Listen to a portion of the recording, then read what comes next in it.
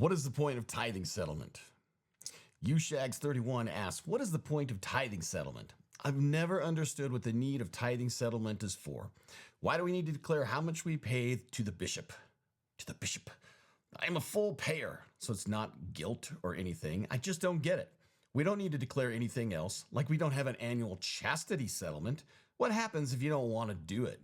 Can they take away your temple recommend if you don't want to do it? Well, that's a great question. Let's talk about what tithing settlement is and what tithing is. And can they take away your temple recommend? So what is tithing settlement? Tithing settlement is a meeting that's held once a year with your bishop right about this time of year, the late fall going into winter. Because typically at one point in time, not everyone was a wage worker or a salaried employee. A lot of people were farmers, ranchers, etc. And they got paid once a year after the harvest came in and went to market. The rest of the year, there wasn't much money coming in and very little. And so they had to live off of what they had. And then when that payment came in, then they could go in and settle everything up. And for a long time, banks worked that way. They would have a big balloon payment, one payment. In fact, many farmers and ranchers still operate today on just this big one payment every year because of the same principle. So that's why, and traditionally it just kind of still goes that way because of that old tradition. And plus, why nobody's going to want to do a tithing settlement meeting every month. Like Joseph Suda said, we teach them good principles and allow them to govern themselves. This is an opportunity for you to meet with your bishop and your bishop to kind of touch base with you. And it's usually about a 4 to 5 minute meeting. Nobody's demanding you bring your tax records and your bank statements. That's a fairy tale. That's not what happens. Nobody's doing that. Maybe somebody has done that to go in because they want to feel like they're giving full transparency to their bishop in the past, but nobody's making anybody do that. Let's also talk about what tithing is, just so people are clear. Tithing is 1/10 of our increase. Now, a lot of people think tithing is 1% of our take-home pay, which, no. Tithing is, at least the way it's taught, and I've been taught, is that tithing is 1/10 of our increase. Now, for a long time, I was self-employed. I had my own business. And so the way it was taught to me, and the way I look at it, is this. For a self-employed person as myself for a long time, let's say my business had $100,000 in gross income.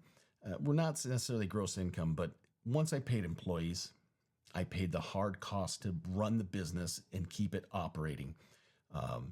Fuel for the machines, things like that. That's not increase.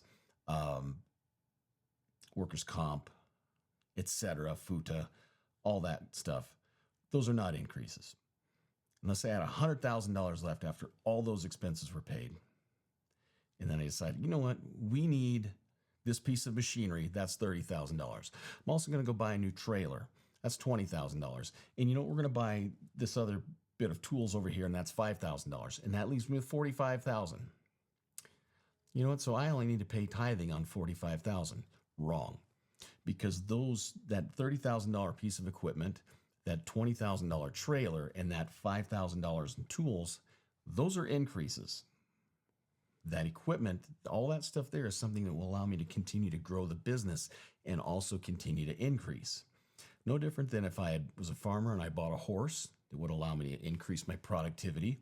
Or if I bought more farmland, that's an increase. So I would pay tithing on the full $100,000, whereas I might not pay taxes on that full $100,000 because the IRS might say those are tax write-offs. Doesn't work that way with tithing. Whereas now, when I work for an employer, I take my full paycheck before taxes, and I pay tithing 1/10 of that amount before taxes. Some people will disagree, and that's fine. You don't have to agree with me. You can take it up with whoever you want later. Now, in as much as the question of, can this affect my temple recommend? Well, I can assure you that maybe you can buffalo your bishop. You might build lie to him and get away with it. I know for a fact there's a lot of people that have temple recommends that I don't know how they get past the question of, are you honest in all your dealings with your fellow man?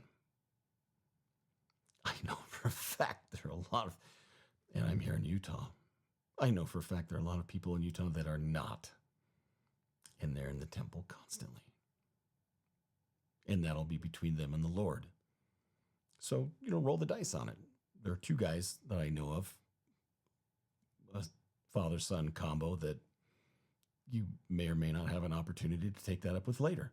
You can roll the dice on that yourself.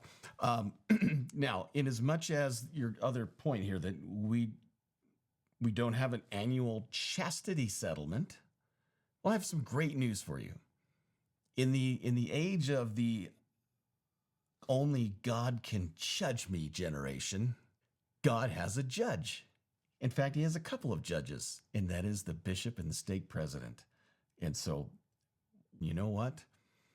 Go ahead and get caught catting around on your wife or with somebody else's wife, or if you're a woman, somebody else's husband or your husband. And I assure you, they will schedule an appointment with you to have that chastity settlement meeting.